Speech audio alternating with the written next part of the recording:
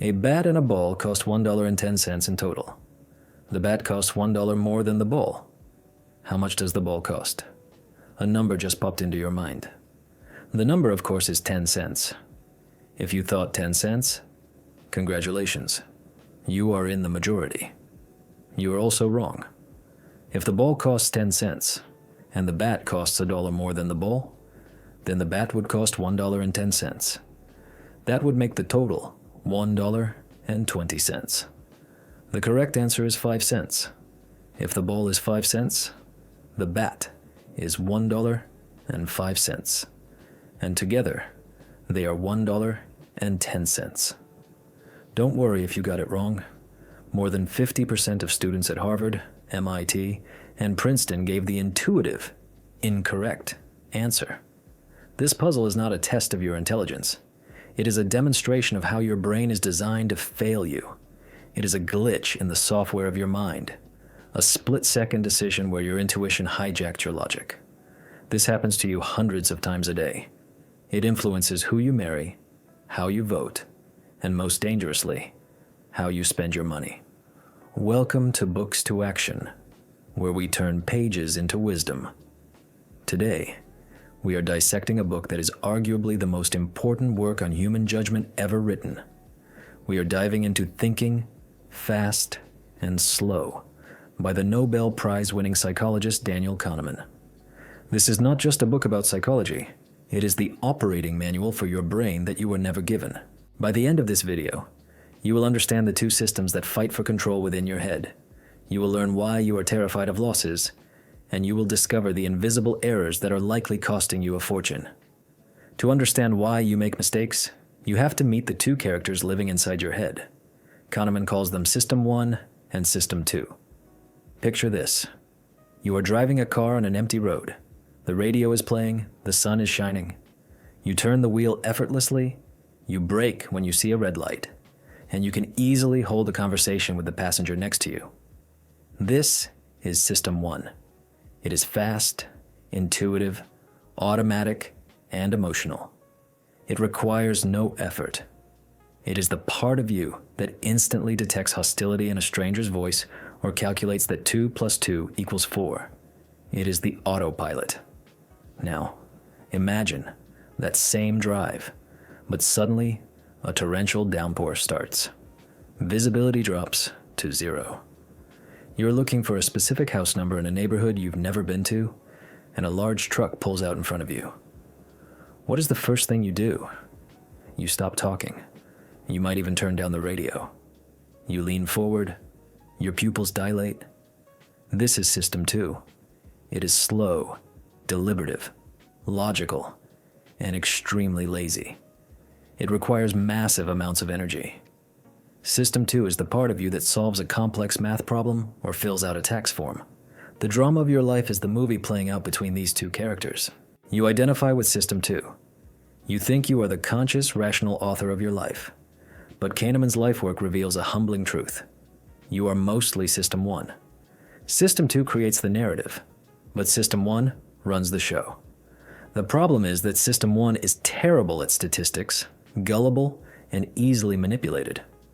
Let's look at how easily System 1 can be hacked through a concept called priming.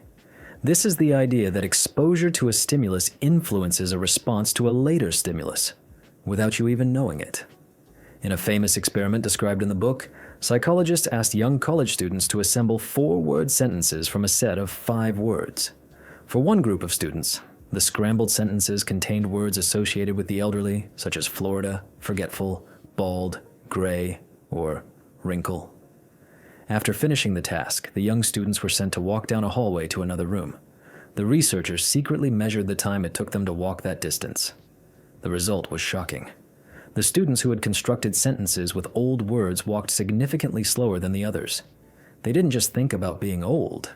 Their physical bodies mimicked the concept of old age. This is known as the Florida effect. None of the students were aware of it. When asked, they insisted the words had no effect on their actions. Now think about your life. If reading a few words can physically slow down your walking pace, what is your environment doing to your career? If your workspace is cluttered, System 1 is constantly priming you for chaos and distraction. if you constantly consume news about economic collapse.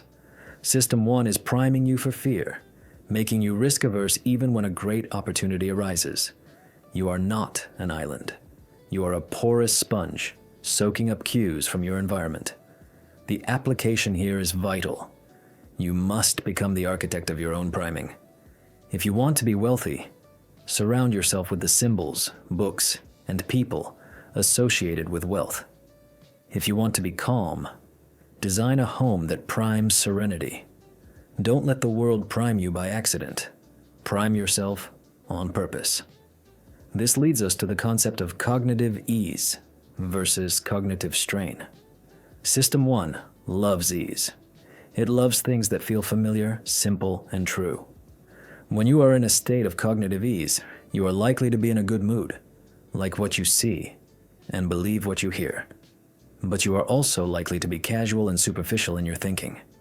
When you are strained, you are vigilant and suspicious, but you make fewer errors. Here is where it gets dangerous. System 1 cannot distinguish between something that is true and something that just feels familiar. If you repeat a lie often enough, people will believe it because familiarity breeds cognitive ease. This is the illusion of truth.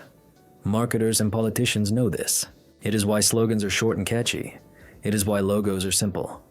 Kahneman found that stocks with easier to pronounce names actually outperform stocks with complex names shortly after their IPOs. Why? Because they are easier for the brain to process. If you want to be persuasive, you need to reduce the cognitive strain on your audience.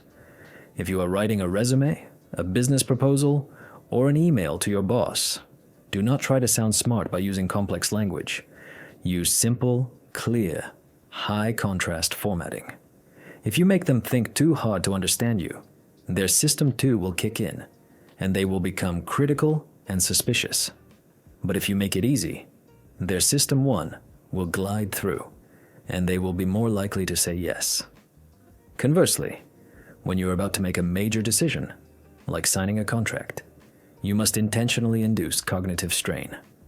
Turn off the music, read the fine print, force your lazy system 2 to wake up and take the wheel.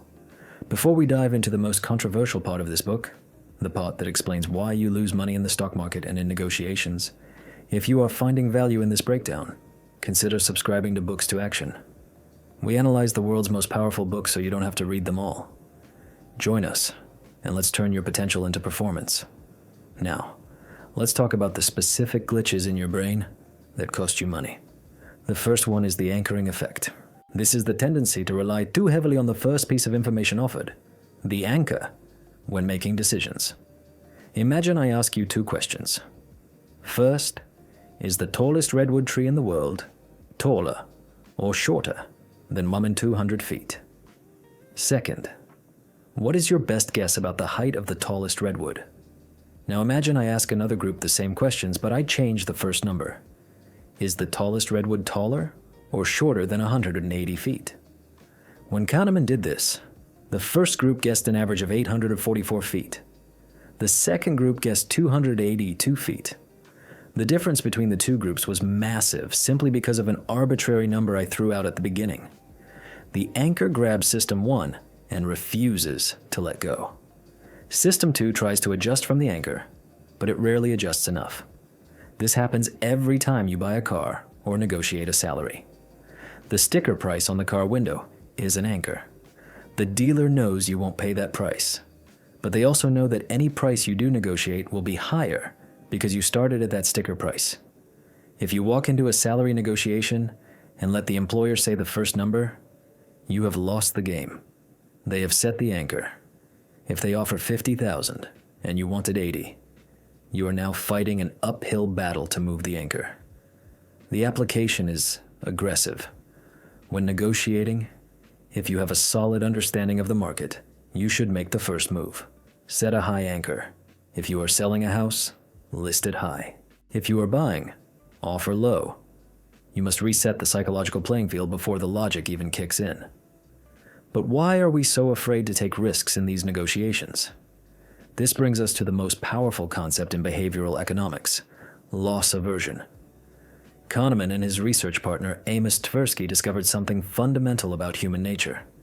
The pain of losing is psychologically about twice as powerful as the pleasure of gaining. Imagine I offer you a coin toss. Tails, you lose $100. Heads, you win $150. Mathematically, this is a fantastic bet. You should take it every time. But most people refuse. Why? Because the fear of losing that $100 is more intense than the desire to win the $150. To get most people to take the bet, the win needs to be around $200. We are not designed to be happy. We are designed to survive. In the ancient savannah, losing your food meant death, while gaining extra food was just a nice bonus.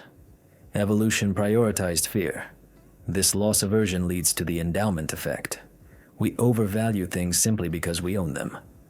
Have you ever tried to sell a used car or a piece of furniture?